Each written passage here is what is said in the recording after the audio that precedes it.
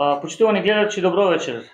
Се уште сме во Гетеборг, Шведска, а наш втор гостин во подкастот на Делчо 365 е Тереза Шалевска-Мирчева. Ако добро го кажав презимето. Точно така, ви благодарам пред се за вашата покана, а и топло добре дојде во нашето друштво Гоце Делчев во Гетеборг. Така се наоѓаме во друштвото Гоце Делчев во Гетеборг и позборуваме нешто за него, но и за работата на господјата Мирчева како наставник по македонски и наставник за македонци кои доаѓаат во Шведска, а сакаат да учат шведски, ако не се лажам. Да, точно така.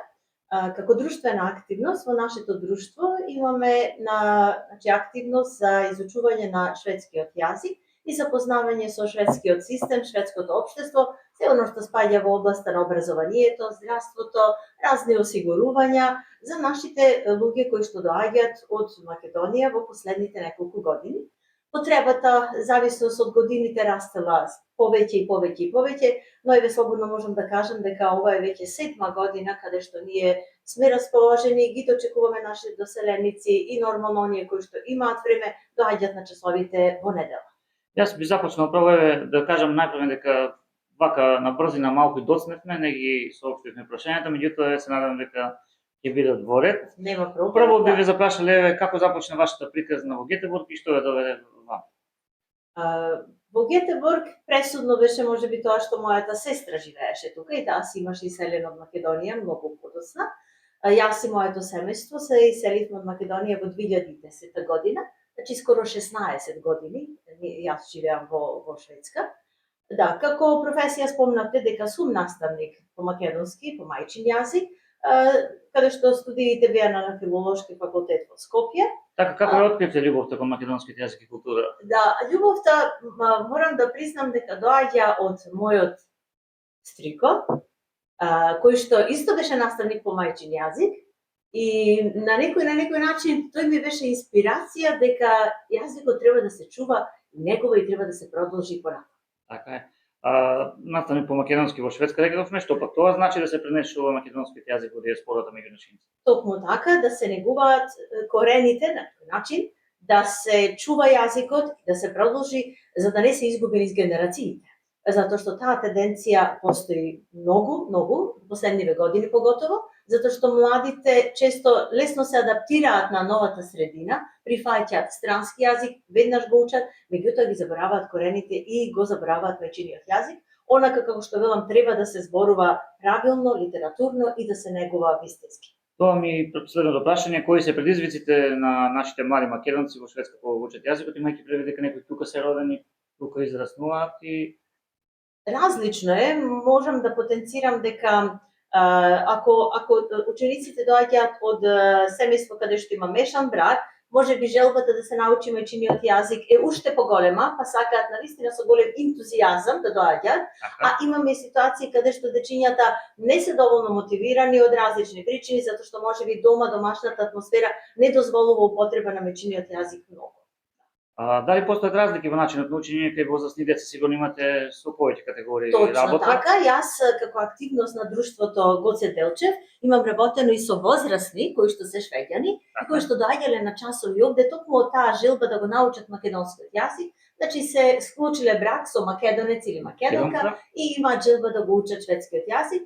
Тоа беше исто така неколку години како проект, каде што јас бев предавач на тие учења. Имаме доста литература наша македонска, која што е оформена токму за возрастни и учење на странски јазик, како македонски како странски јазик. Која е најчестата мотивација за да ги учите децата и младите да го зачуваат македонскиот идентитет овде во Гетеборг? Мислите мојата мотивација или децата ще да. Па јас искрено не можам без мајчиниот јазик. Многу често дискутираме дека можеби и мислиш и сонуваш мајчиниот јазик, ти е онај патокас низ животот кој што те води. Некогаш навистина ти недостига разговор токму на мајчин јазик, без разлика колку други странски јазици знаеш. Таа мотивација јас мислам дека треба да има секој наш македонец кој што сака да си ги чува корените и да го знае од каде му доаѓа неговото потекло. Така работите, рековме, и како наставник по шведски за новодојдени македонци.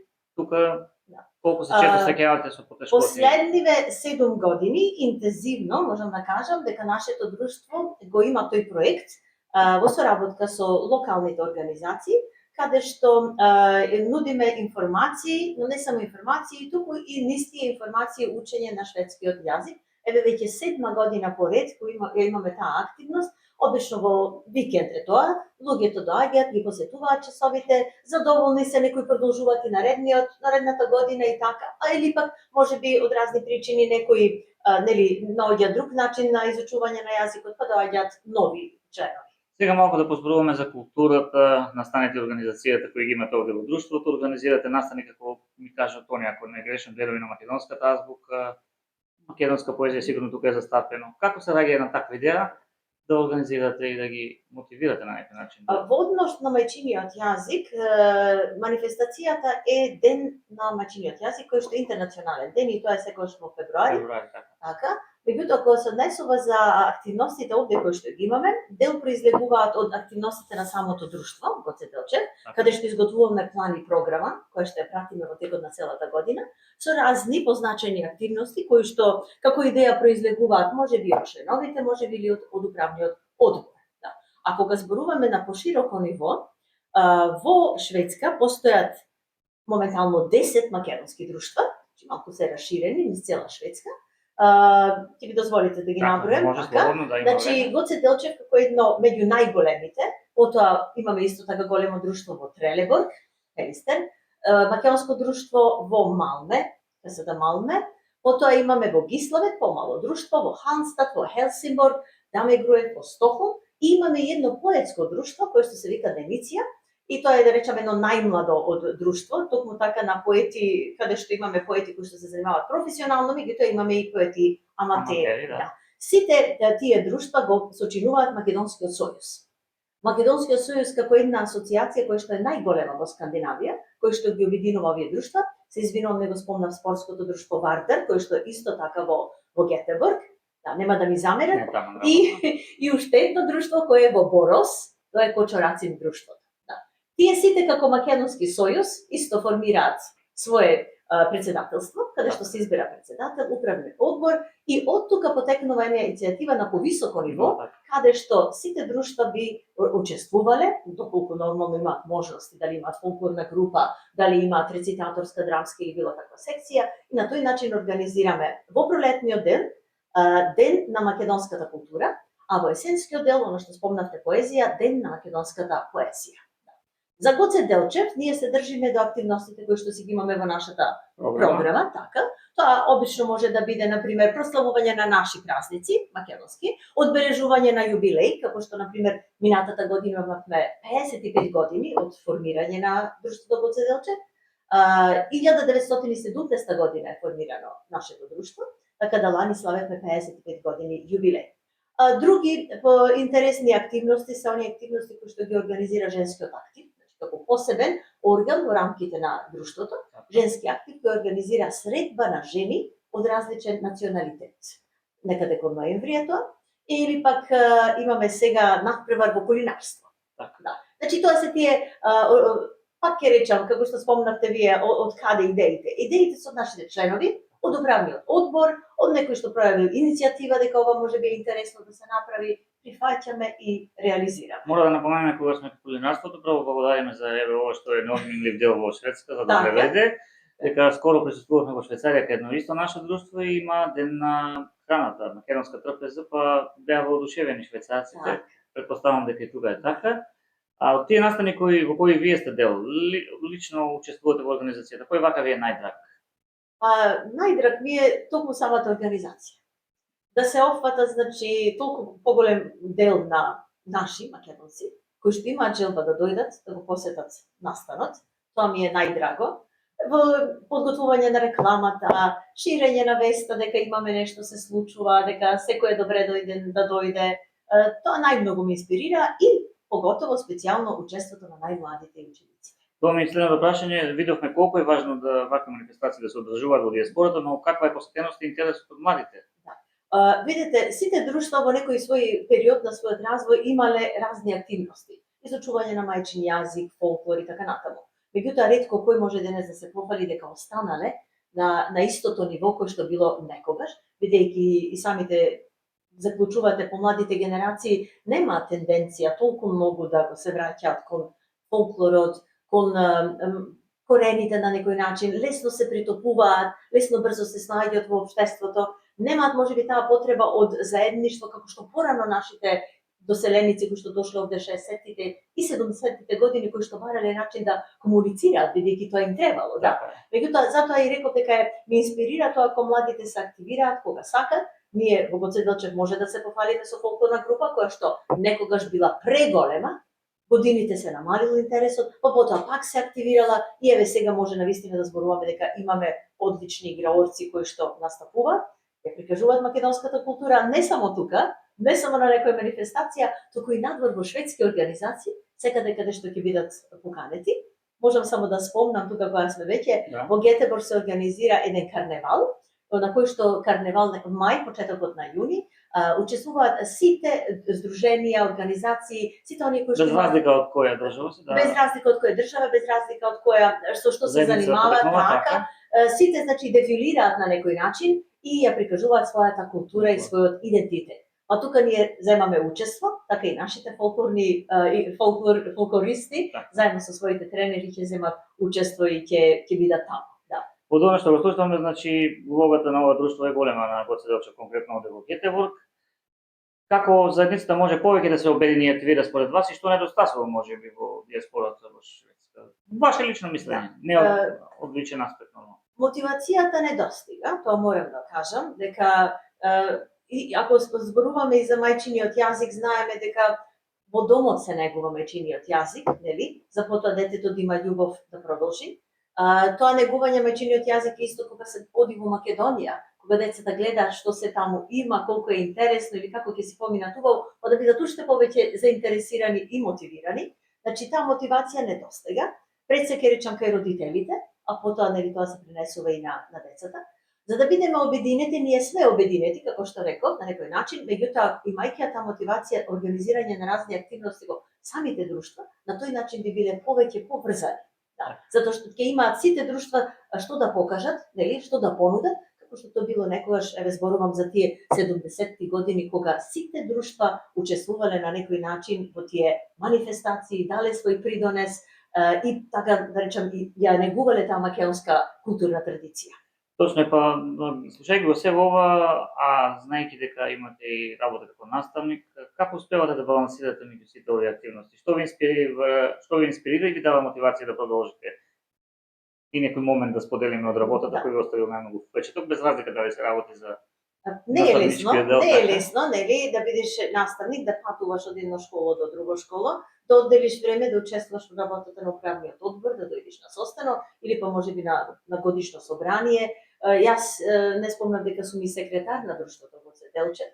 Значи едни мали ситни улоги да речам во кои што сепак треба да си присутен и да покажеш ангажман. А кога имаш помали деца е многу тешко, но моите деца се возрасти денес, па јас сметам дека имам поголемо слободно време. Така сите велате, јас сум татко на деца во гимназија од 8 делени и знам како е. Сега е малку подруго, така, да, меѓутоа кога беа помали децата, едноставно комбинирав со тоа секојаш ги носев со мене. Дали се тоа часови, дали тоа е фолклор, ќе учествуваат во фолклор, па на некој начин и тие да бидат тука околу мене, да бидеме растргани. Па може би да се пронајдат во нешто. Па да, еве и моите деца учеа македонски јазик до гимназија, потоа играа фолклор нормално до гимназија, потоа знаете како е, кога се веќе гимназијалци, други интереси, излегување, потоа е факултетот и тука веќе некаде се прекинува, но морам да кажам дека македонскиот јазик од нашиот дом никогаш не исчезна. И понатаму се зборува дома, ние не комуницираме на шведски јазик. Тоа е добро. Една смешна ситуација ќе кажам дека сега ќерката е мажена за швеѓан, а синот е ќе се жени за швеѓанка. Колку знаете шведски? Па се обидуваме да ги научиме македонски нив. Тоа е добро, тоа е една одлична препорака за некои такви семејства, така е. Слушајќи го пак ќе речам сето ова, сигурно имате и планови за понатаму. Се шири заедницата, се шират, рековме и членовите. Точно така. Еден жален момент е што многу луѓе се иселуваат од Македонија, без разлика колку се дискутира дека се враќаат. Тоа е сепак некоја статистика. Така. Меѓутоа, иако е тоа, да речам, еден жален момент за нашата земја, за заедницата во Шведска тоа значи многу, бидејќи тие луѓе ние сакаме да ги пречекаме, да им покажеме дека имаме друштво, имаме простори, имаме луѓе кои што може да им дадат поддршка, нели да се запознаат, минуваат низ разни тешкоти, бидејќи присвојувањето не е лесно, да се најде работа, да се најде сместување, нели? Меѓутоа соработката тука е исто така голема, морам да речам, и со црковните општини. Ние не ги забораваме и црковните општини се почесни членови на тој Македонски сојуз, заедно со сите тие друштва. Па нашите луѓе често посетуваат и црквата, се дружат таму, оттаму произлегува некоја можеби друга соработка идеја, па доаѓаат кај нас и така на некој начин взаедно да може да се движиме понатаму, да го негуваме ова што го имаме. Видете, овие простории се на Гоце Делчев. На Гоце Делчев се. И ова би било штета некој еден ден да го нема, да не продолжиме и понатаму, имаме еден свој дом, каде што без разлика дали ќе биде тоа кафе, муабет, запознавање или некоја голема манифестација, некоја забава можеби, да се дружиме и понатаму. Одлично, каче мора да признам, малку прошетавме пред да го почнеме разговорот, навистина секој вечер за хигиената, за одржувањето на просторот. Во таа насока колку вратите се отворени за некои млади лица кои сакаат да се вклучат во овој културен активизам. Да. Кои што можеби скоро дошли во Шведска и сакаат Па јас да мислам допринесат. дека точно така. Јас кога ги запознавам луѓето низ градот или како родители на ученици, јас секако дека им кажувам за нашето друштво, да дојдат, да се запознаат и еден поголем дел од нив навистина остануваат и носат своите деца на фолклор, доаѓаат на часовите, доаѓаат можеби на некое предавање, на некоја активност од овие кои што сега ќе ги имаме во пролетниот, или едноставно сакат да се дружат, па да се забавуваат, па доаѓаат на нашите прослави. 8 март, Нова година, знаете, Василица или некој друг празник што прославуваме. Еве, ако може да го кажеме ова како завршница, што би им порачале на младите македонци во странство? Што ги спомнавме пред малку што доаѓаат? Од аспект на македонскиот јазик и како наставник, јас ќе речам дека мајчиниот јазик треба да продолжи да се зборува во домот, треба да продолжи да се негува, да не се заборава, бидејќи тенденцијата на заборавање е многу голема, поготово кај возраста на помалите дечиња.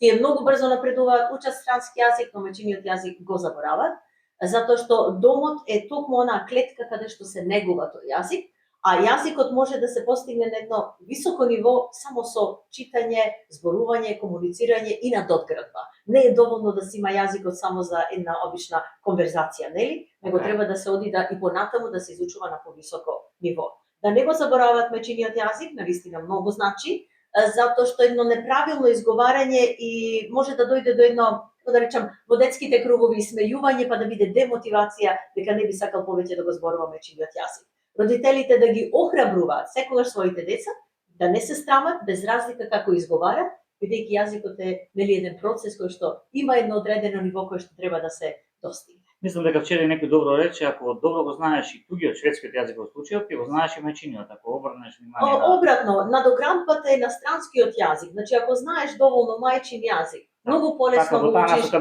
многу полесно го учиш странскиот јазик. Јас можам да ви кажам искрено за примери на наши деца кои што завршиле основно образование, 9-то, кои што биле солидни ученици, верувајте за 1 до 2 години тие зборуваат шведски, не конверзација. Туку го учат така материјалот кој што им е за на школа и добро. Тоа е оној податок кој што нас статистички ни дава вистинска анализа дека токму познавањето добро на мајчиниот јазик е надоградба за новиот странски јазик. И последното прашање би било, ако треба со една реченица да ја опишете вашата мисија, која би била таа? Многу тешко со една реченица. Може да биде сложена реченицата, да, мојата мисија. Па видете, јас не се пронаоѓам во ниедна друга професија освен ова што ја работам. Наставник како мајчин јазик и тука најдобро, најпогодно се чувствувам, најубаво се чувствувам да ја пренесувам таа љубов и понатаму и да се негува, како што реков, коренот на мајчиниот јазик. Таа е моја мисија. Јас ви се заблагодарувам за овој разговор. Се надевам дека беше доволно, ако нешто испуштивме, имаме прилика пак да дополниме.